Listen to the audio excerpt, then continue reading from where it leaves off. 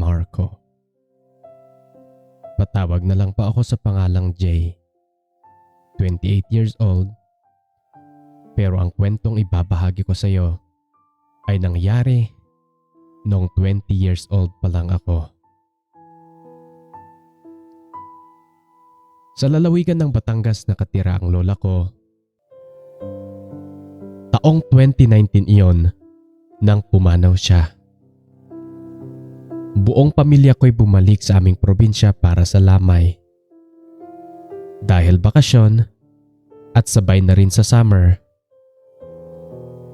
napagpasyahan naming tumagal ng mahigit 1 buwan doon. Hindi ko inasahan na ang pagkakataong iyon, doon ko makikilala si Miguel. Si Miguel naman ay 19 years old at pamangkin ng kapitbahay ng lola ko.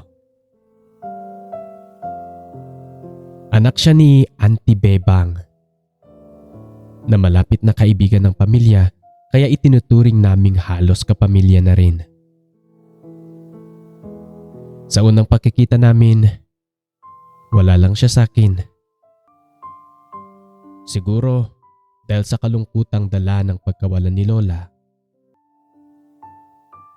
O baka hindi lang talaga ako nagbigay pansin noon. Makalipas ang ilang linggo, nagkaroon ng despedida party para sa pinsan kong mag-aaral na sa Maynila. Doon kami muling nagkita ni Miguel. Abala ang lahat sa paghahanda at inutusan ako ng tita ko na mamitas ng kalamansi sa likod ng bahay. Nagboluntaryo naman si Miguel na sasamahan ako dahil madilim daw doon. Habang naglalakad kami papunta sa puno ng kalamansi, hindi ko maiwasang mapansin ang tangkad niya. Maputi at may pagkatsinito. Yung tipong mapapatingin ka talaga. At habang namimitas kami, may napansin akong kakaiba. Parang may binabantayan siyang puno. Parang may binabantayan siyang puno ng saging sa may gilid. Sandali lang, sabi niya bigla at dumiretso sa may puno ng saging. Doon ko lang nakita na umihi pala siya. At hindi man lang nag-abalang lumayo o sumilip kung may nakakakita.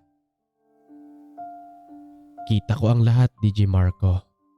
Sa totoo lang, napahinto ako sa pamimitas ng kalamansi at di ko napigilang mapatingin.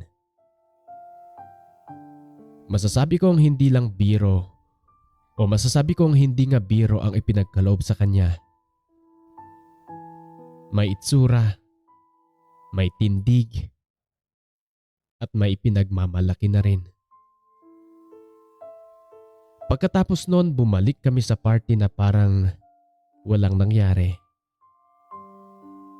Pero iba na ang pakiramdam ko. Kahit mas matanda ako sa kanya, parang ang dali naming naging magkaibigan.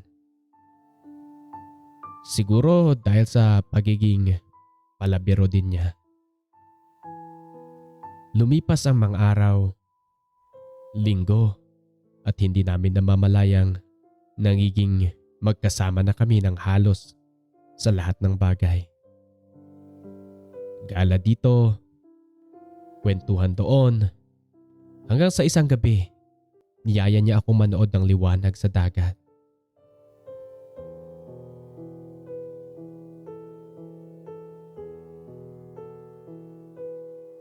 May ipinapakitang bioluminescent plankton daw sa may dalampasigan ng kanilang bayan. Habang naglalakad kami sa dalampasigan, madilim at tanging buwan lang ang nagbibigay liwanag. Doon, Kuya Marco, bigla niyang hinawakan ang kamay ko. Madilim. Baka matisod ka lang, sabi niya. Pero sa pagkakahawak niya, parang may kung anong apoy na dumaloy sa katawan ko. Lihim akong o lihim akong napangiti sa dilim. Kinabukasan, niyaya niya akong lumangoy sa may ilog sa malapit sa amin. Wala namang ibang tao. Tanging kami lang dalawa. Habang nagbibilad kami sa araw, bigla niya akong tinanong kung may girlfriend na daw ba ako sa Maynila. Nagulat ako sa tanong pero sumagot naman ako ng wala. Sumunod niyang tinanong kung may boyfriend daw ba ako. At mas lalo akong nagulat doon. Bakit mo natanong? Sabi ko. Tumawa lang siya at sinabing, wala lang. Napapansin ko lang kasi parang iba ka sa ibang lalaki. Ikaw ang katahimikang hinahanap-hanap ko. Tumakbo ka rin patungo sa'kin kapag bumibigat na iyong dibdib. Ako'y sasalubungin. Hindi ko alam kung anong ibig niyang sabihin pero kinabahan ako noon. Bisexual ako. Sabi ko sa huli. Hinihintay ang magiging reaction niya. Napangiti lang siya at sinabing, buti naman. Akala ko ako lang. Doon niya sinabi na gusto niya raw ako. At kung papayag daw ba ako na ligawan niya ako pero lihim lang muna. Dahil siguro hindi pa siya handang mag-out sa pamilya nila.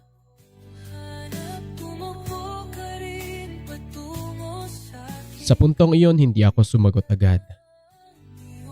Pero sa totoo lang, DJ Marco, parang gusto ko ring sumigaw dahil sa tuwa. Mula noon palihim kaming naglalambingan sa likod ng mga tao. May sulyapan, mga hawak kamay kapag walang nakatingin. Mga tipong halik sa noo kapag nagpapaalam. Hindi kasi namin mapigilan ang damdamin namin sa isa't isa.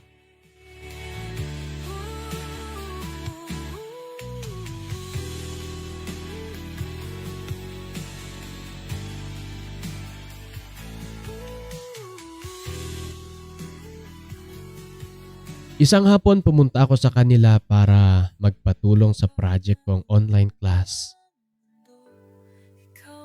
Sanay na silang pumunta ako doon kaya dire-diretso na lang ako sa kwarto niya. Pagbukas ko ng pinto, gulat na gulat ako sa nadatnan ko. Nasa kama siya, nakababa ang shorts at ginagawa niya ang hindi dapat ipalaganap sa madla. Nanlaki ang mga mata naming pareho. Pero sa halip na mahiya o magtago, ngumiti siya sa akin. Sarado mo nga ang pinto, sabi niya ng pabulong. Sumunod naman ako. Para bang may sariling isip ang mga paa ko. Halika rito, tawag niya. Lumapit ako at dahan-dahan. Ang pakiramdam ko ay sasabog. Dahil sa kabog na nararamdaman ko sa aking dibdib. Umupo lang ako sa gilid ng kama at pinagmasdan siya. Ginagawa mo rin ba to?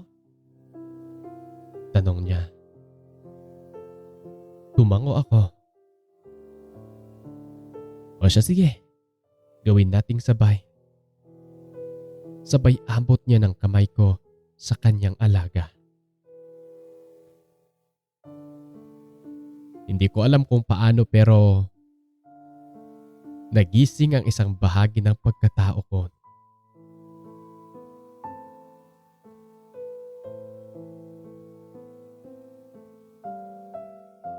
Dahil sa kanya, natutunan ko ang mga bagay na hanggang ngayon ay sikreto naming dalawa. Gabi-gabi tuwing may mga pagkakataon o kami dalawa lang, natutuklasan ang isa't isa sa paraang hindi namin kayang ipaliwanag. Hanggang dumating ang araw ng pag-alis namin pabalik ng Maynila. At bago ako sumakay ng bus, hinila niya ako sa may likod ng terminal. Walang salita. Niyakap niya ako. Mahigpit. Mahigpit ng mahigpit. Ramdam ko ang pagtibok ng puso niya. Sabay sa akin. Ingat ka lagi. Bulong niya. Hintayin mo ako balang araw. Makakapunta rin ako sa Maynila. Inabot niya sa akin ang isang porselas na yari sa abaka na may kakaibang disenyo. Gawa ko yan para lagi mo akong maalala. Simula noon, hindi ko na hinubad yon. Maraming taon nang lumipas, buhay pa rin ang komunikasyon namin ni Miguel. Gabi-gabi nag-usap kami sa Messenger. Nagkukwentuhan sa mga nangyayari sa aming araw-araw. Nagpapalitan ng mga litrato at nagbabalangkas ng aming plano para sa magkasamang kinabukasan. At hindi lang yon. Hindi lang text, kundi nagpapasahan din kami ng aming mga litrato, mga private short videos namin. O di kaya'y nagbi-video call kami na may pasikretong ginagawa. Mahirap dahil malayo. Pero para sa akin, sulit ang lahat. Si Miguel ang naging dahilan para maniwala ako na kahit sa pinakamadilim na pagkakataon, may makikitang liwanag. Tulad ng gabing ipinakita niya sa akin ang pumikinang na plankton sa dalampasigan.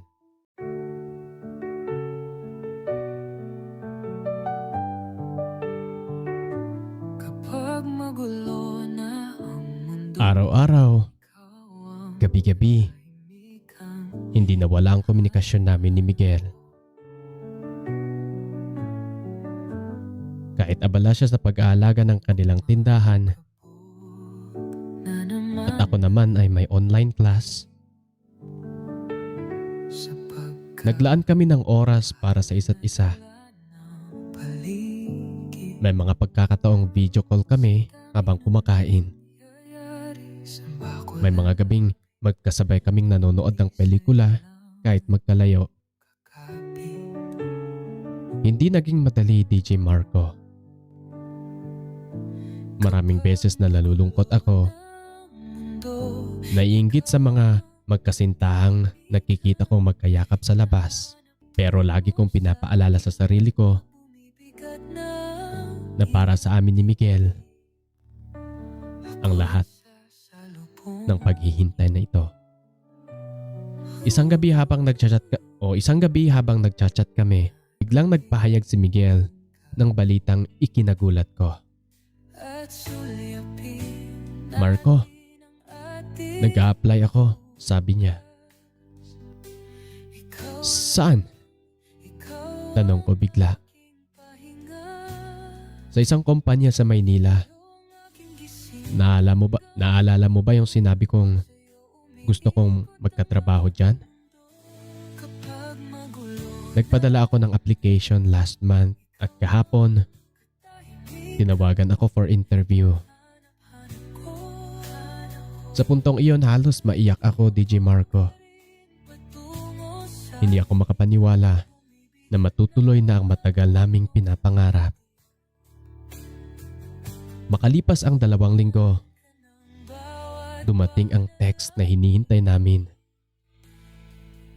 Pumasa na nga si Miguel sa interview bawat saglit. at nagsimula na siyang magtrabaho sa susunod na buwan. Doon na kami nagplanong magkita kay Miguel. 2 taon na tayong hindi nakikita, Marco. Sabi niya sa isang tawag. Napagkasunduan naming sa isang hotel kami magkikita. Gusto namin ng lugar na kami lang dalawa. Walang ibang tao. Walang nagmamatsyag. Walang kailangang itago. Isang buong weekend na para sa amin. Hindi ko alam kung paano ko ilalagay ang sarili ko sa mga susunod na araw. Para akong nasa ulap. Hindi makatulog. Sa kakaisip na makita ko ulit siya. Pinaghandaan ko noon ang lahat. At bagong pabango, bagong damit, pati ang mga sasabihin ko pagkakita sa kanya. Paulit-ulit kong inisip kung magbabago ba ang pagtingin namin sa isa't isa kapag nagkita na kami ng personal ulit. Makalipas ang maraming taon. Dumating ang araw na hinihintay namin at Biyernes ng hapon. Sakay ako ng taxi papunta sa hotel sa may Quezon City. Hindi mapakali ang kamay ko. Paulit-ulit kong pinuksan ang cellphone ko para i-check kung ano ang huli niyang mensahe. Paalis na ako. Mga ilang oras. Nandyan na ako. Sa lobby ng hotel nag-check-in ako agad. Kinuha ko ang room key at nagmamadaling pumunta sa elevator. Nang makapasok na ako sa kwarto, hindi ako mapakali. Inayos ko ang mga gamit ko. Tiningnan ng paulit-ulit ang sarili ko sa salamin habang naghihintay. Mahigit 30 minuto akong naghintay na para bang isang araw. At pagkatapos, may kumatok sa pinto. Binuksan ko ang pinto at doon siya nakatayo. DJ Marco, kung may pagkakataon kayong makaramdam na parang huminto ang mundo sa iyong paligid, iyon ang naramdaman ko. Nakatayo si Miguel sa harapan ko. Mas lalo pang tumangkad. Pumayat nga lang konti, pero pareho pa rin ang ngiting nakakapagtunaw ng puso ko noon sa probinsya. Hindi ko alam kung sino sa amin ang unang kumilos. Nagkayakap kami ng mahigpit na parang ayaw ko mawala. Ramdam ko ang pag-iyak niya sa balikat ko at hindi ko napagilang tumulo ang luha ko. 2 taon na paghihintay, 2 taon ng pangungulila, 2 taon ng video calls at magandang gabi na nasa screen lang. Lahat iyon biglang naglaho sa isang yakap. Ang tagal kong hinintay to, sabi niya ng pabulong. Alam ko, sagot ko naman. Pero nandito na ako. Nandito na tayo. Hindi kami agad nagkahiwalay ng yakap. Parang kailangan naming patunayan sa isa't isa na totoo ito.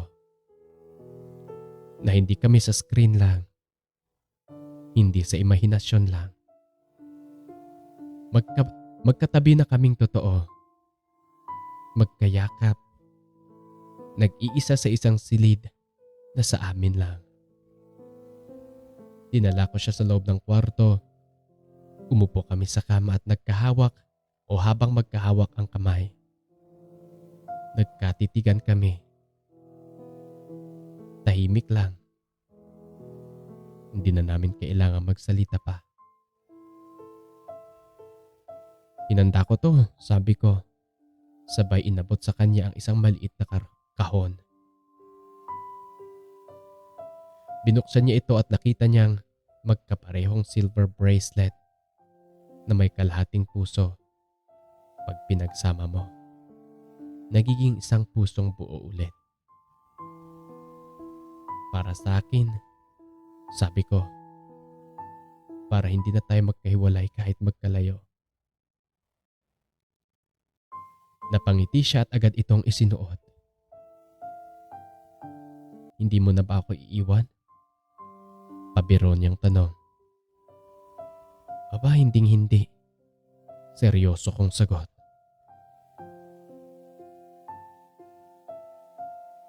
Dumilim ang paligid. Ang ilaw ng Maynila sa labas ng bintana ang tanging nagbibigay liwanag sa silid. At sa dilim na yon, DJ Marco, nangyari ang lahat ng pinapangarap namin sa loob ng 2 taon. Ginawa namin ang lahat. Lahat ng init ng katawan. Hindi ko na idedetalya kung paano namin ginawa. Alam kong kung ano ang ginagawa nila sa mga video na pinapanood namin minsan.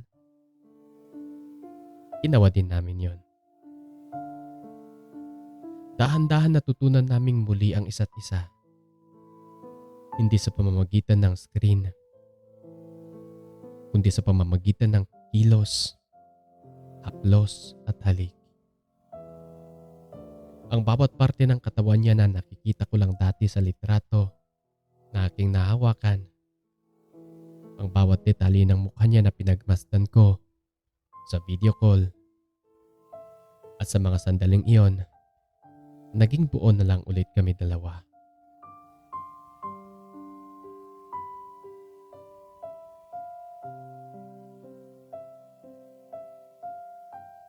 Lumipas ang mga buwan, DJ Marco, si Miguel ay nagsikap sa trabaho.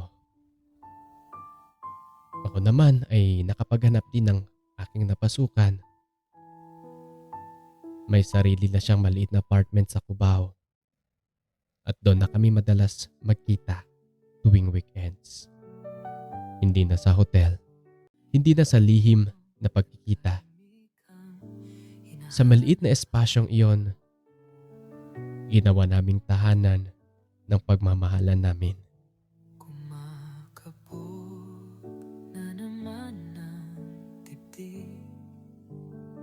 Ngayon, magkasama ulit kami ni Miguel. Hindi pa rin alam ng pamilya namin ang totoo. Pero hindi na namin hinahayaang pigilan kami ng kahit anong takot. Unti-unti nang naghahanda kami isang araw upang ipakalala o ipakilala ang isa't isa sa aming mga mahal sa buhay. Hindi bilang kaibigan, hindi bilang kapatid, kundi bilang mahal sa buhay. Sa ngayon, kontento na kami sa ganito. Magkasama, nagmamahalan, at sabay na hinaharap ang mundo.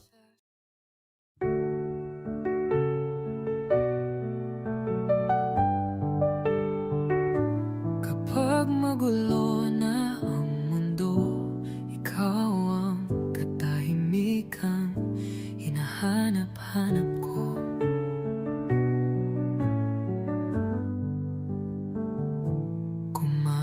Kumakabog na naman ang dibdib sa pagkabahala na dala ng paligid. Sa dami ng nangyayari, saan ba ako lalapit kung di sa'yo lang ako kakapit?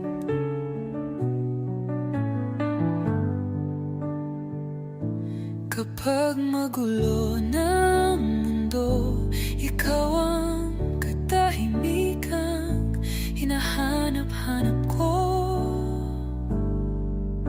Tumakbo ka rin patungo sa'kin kapag bumibigat na ang iyong dibdib. Ako'y sasalubungin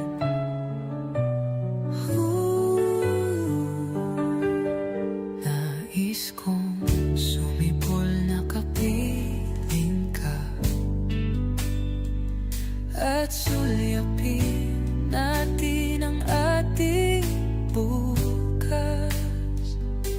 Ikaw lang, ikaw ang aking pahinga.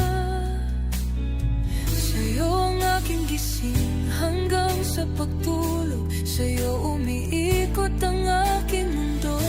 Kapag magulo na ang mundo, ikaw ang katahimikan. Hinahanap-hanap ko, tumakbo ka rin patungo sa'kin kapag bumibigat na ang iyong dibdib. Laman ka ng bawat panalangin. Ikaw ang pahinga sa bawat saglit. Patungo sa'yo ang aking hinihiling.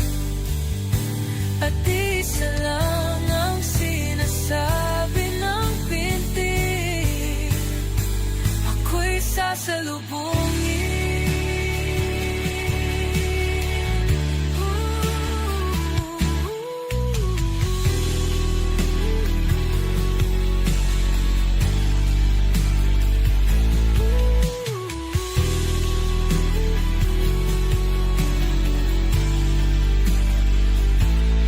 Kapag magulo ng mundo, ikaw ang katahimikan.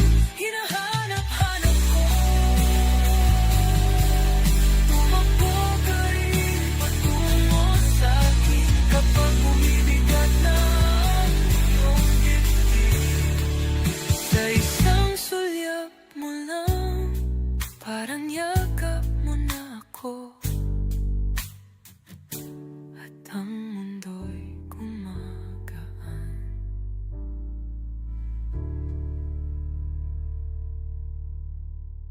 Maraming salamat, ito ang aking kwento ng buhay at pag-ibig. Lubos na gumagalang at nagpapasalamat. Jay. Tumakbo ka rin patungo sa'kin kapag bumibigat na ang iyong dibdib. Sa ating mga ka-listeners, kung nakarelate ka sa kwento natin ngayon, huwag kalimutan mag-iwan ng komento ang iyong opinion. At syempre, don't forget to like, follow at i-share ang video natin. Subscribe ang ating YouTube channel para sa mas marami pa nating kwentong mapapakinggan dito lamang sa ating DJ Marco Open Letters. Kung gusto rin nyo magpadala ng iyong mga sulat, kasaysayan sa buhay at sa pag-ibig, pwedeng-pwede nyong isend sa amin sa aming mga official Facebook page at Gmail address na nakapin sa ating comment section. Ang ating official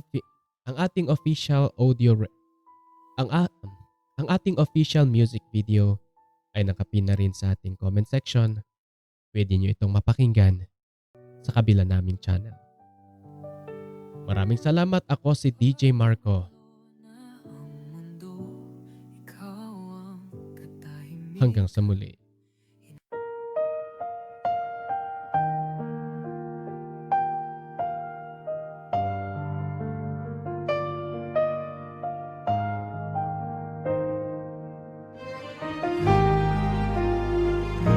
Hanggang kailan ba ako maghihintay na parang wala nang kapalit sa iyo? Saan ka man naroroon, sigaw ng puso'y ikaw pa rin ngayon. Oh, kung sana lang ay nakita mo ang hapis sa mga mata mo, isang araw na di ka na bumalik.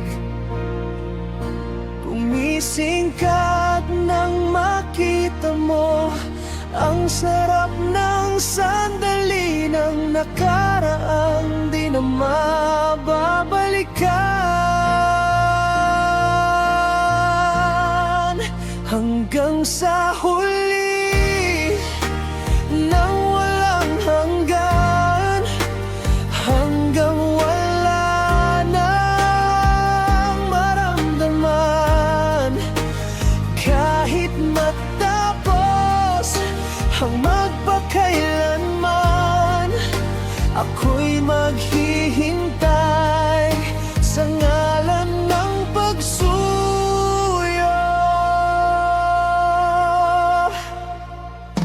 Hanggang kailan ba ako maghihintay,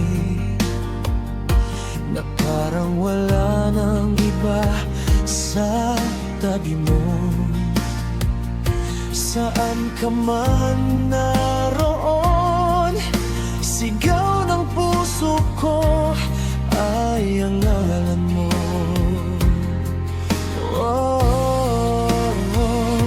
Kung sana lang ay nakita mo ang hapis sa mga mata mo, isang araw na di ka na bumalik.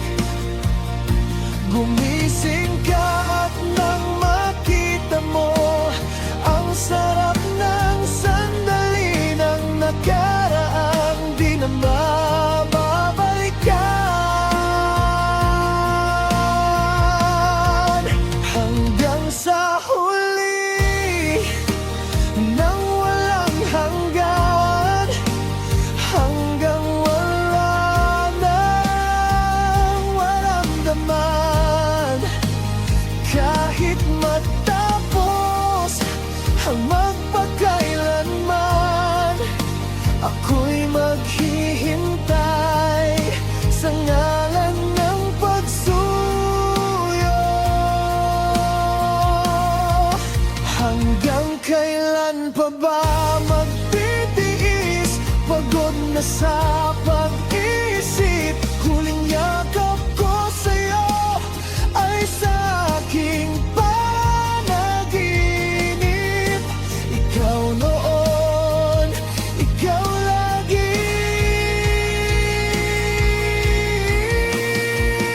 Hanggang sa huli nang walang hanggan, ay mamaramdaman.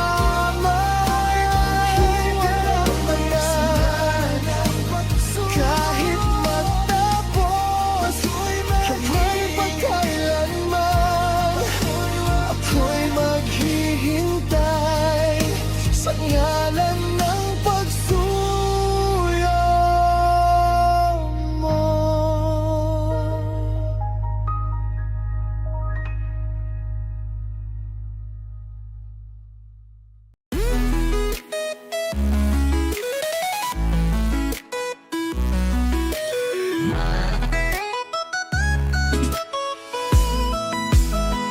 Alam mo ba, munti ka na sumuko ang puso ko sa paulit-ulit na pagkakataon na nasaktan, nabigo.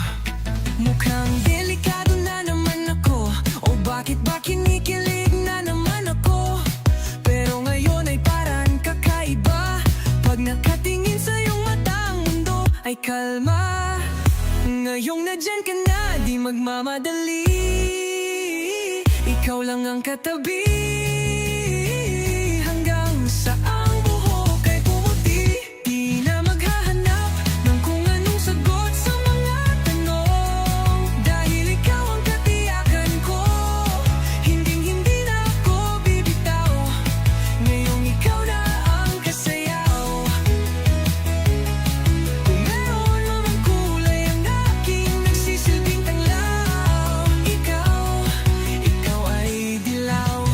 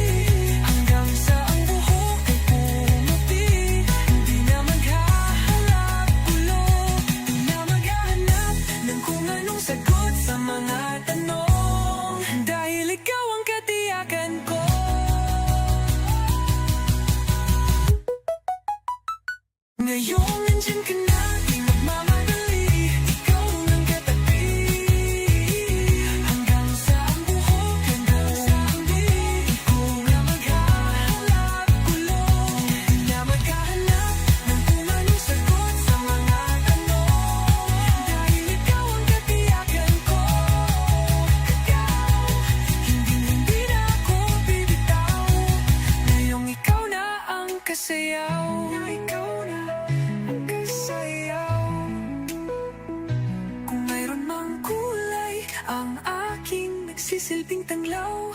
Ikaw ay dilaw. Ngayong nandyan ka na, di nagmamadali. Ikaw ang katabi, hanggang sa ang buhok, hanggang sa huli. Ikaw na maghahanap kulong, na maghahanap ng kung anong sagot sa mga tanong. Dahil ikaw ang katiyakan ko, kagaw. Hindi na ako bibitaw. Ngayong ikaw na ang kasayaw. Ikaw na ang kasayaw. Kung mayroon mang kulay ang aking nagsisilbing tanglaw, ikaw ay dilaw.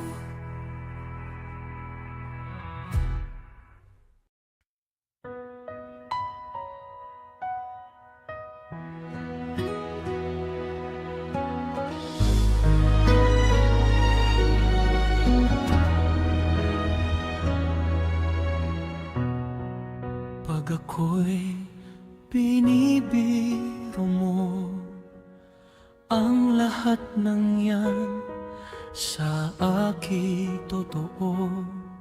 Mga titig mo ay tumutunaw sa puso ko.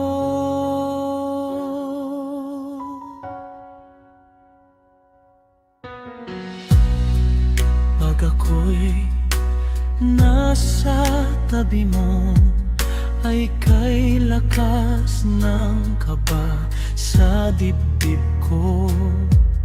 Ang hiling ko lang, sana'y malaman ng puso ko'y sawa na sa biruan.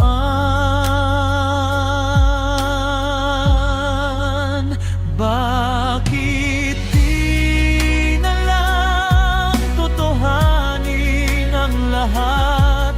Ang kailangan ko'y paglingap, dahil habang tumatagal ay lalo kong natututunang magmahal. Baka masaktan lang.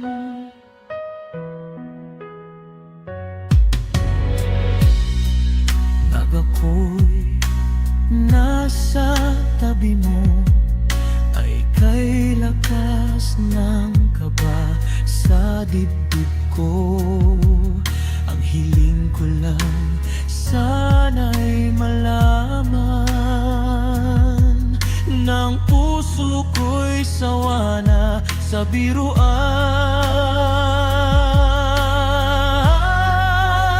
Bakit di na lang totohanin ang lahat? Ang kailangan ko'y paglingap, dahil habang tumatagal ay lalo kong natututunang magmahal. Baka masaktan lang. Umaasa sa'yo ang puso't damdamin. Pangarap ko ay mapansin.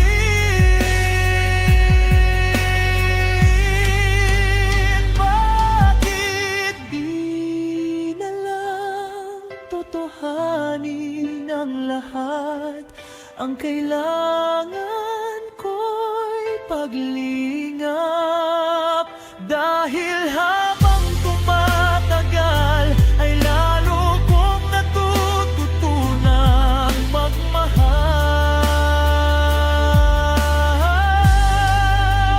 Bakit di na lang totohanin ang lahat? Ang kailangan ko'y paglingap, dahil habang tumatagal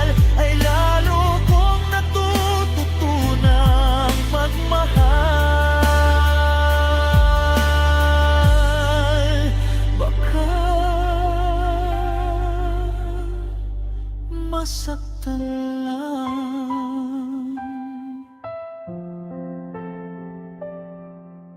Bakit di na lang tutuhanin ang lahat? Ang kailangan ko'y paglinga. Dahil habang tumatagal ay lalo kong natututunang magmahal.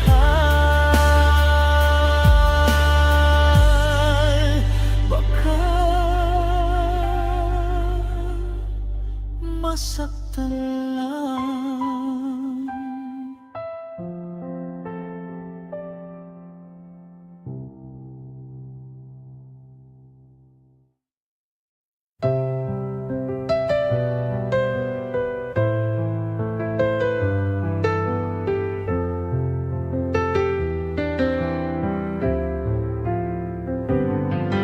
Sabik na namahalikan, mayakap ka't magsayaw sa ulan. Ang mundo'y gagaan, mundo ko'y giginawa. Maligaw man ang landas ay hahanapin ang daan patungo sa'yo. Ikaw ang direksyon. Dumilim man ang paligid, ay ikaw pa rin ang ilaw ko. Oh, oh, oh, oh, oh. Bakit tuhaw sa iyong sayaw? Bakit ikaw di bibitaw? Sa iyong sayo, laging ikaw ako'y giniginaw. Halika rito, dito ka lang sa tabi ko. Mananatiling uhaw, uhaw, uhaw. Hindi na mapakali. Puso'y nagmamadaling lambingin at suyuin ka. O aking giliw, ako'y iyo kahit pa matisod, mapagod at bumigay ang tuhod. Di ako hihinto, ikaw aking wakas. Mawala man ang anino ko, nandito ka o tanglaw ko. Oh, oh, oh. Bakit tuhaw sa iyong sayaw? Bakit ikaw di bibitaw?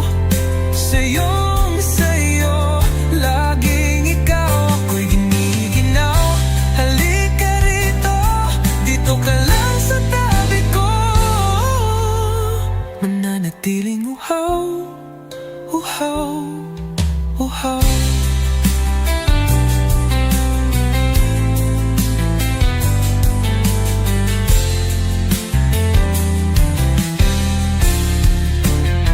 Nauuhaw, naliligaw, naliligaw, humihiyaw, nalulunod sa kada talutod ng pagkatao mo.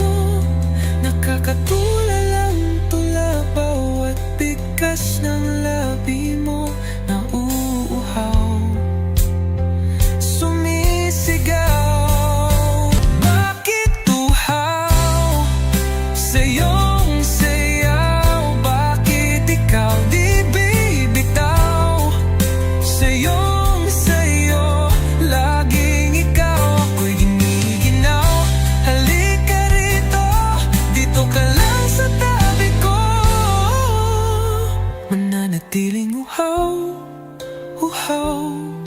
uhaw.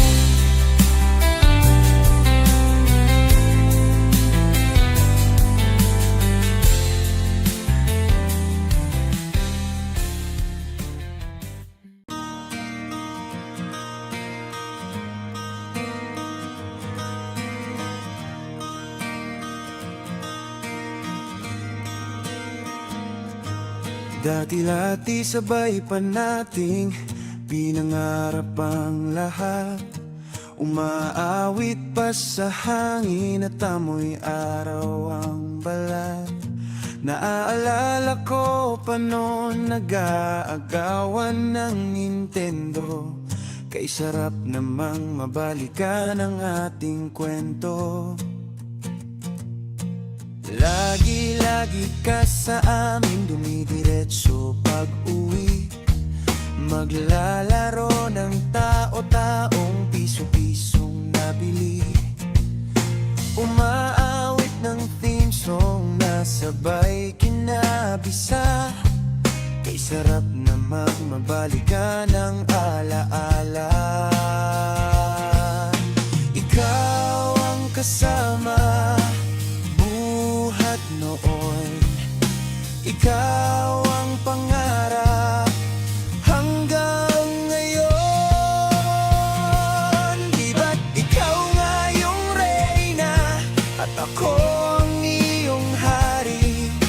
Ako yung prinsesang sagip mo palagi. Ngunit ngayon marami nang nabago't nangyari.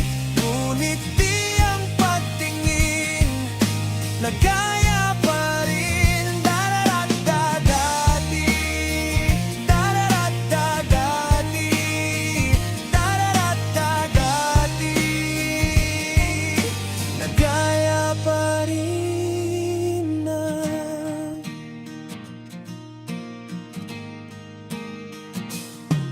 Dati-dati ay palaging sabay na magsiesta at sabay rin igising alas 4:30. Sabay manunod ng paboritong programa. O kay tamis naman mabalikan ang alaala. Di ba't ikaw nga yung reyna at ako ang iyong hari? Ako yung prinsesang sagip mo palagi. Ngunit ngayon marami nang nabago't nangyari. Ngunit di ang pagtingin nagaya pa rin. Dati-dati ay naglalaro pa ng bahay-bahayan, gamit-gamit ang mantel na itinali sa kawayan. At pawang magkakalaban pag nagtataya-tayaan, pero singtamis ng candy pag nagkakasal-kasalan. Di ba dati ay nagkukunwaring Marvin at Jolina? Minsan ay tambalang Mylene at Bojo Molina. Ang sarap sigurong balikan ng mga alaala, lalo na't kung magkayap mga bata't magkasama. At parang Julio at Julia, lagi tayong magkasama. Sabay tayong umiiyak pag inaapi si Sarah. Una kang kinakatok sa pagsapit ng umaga. Sana mabalik pa natin ating pagsasama.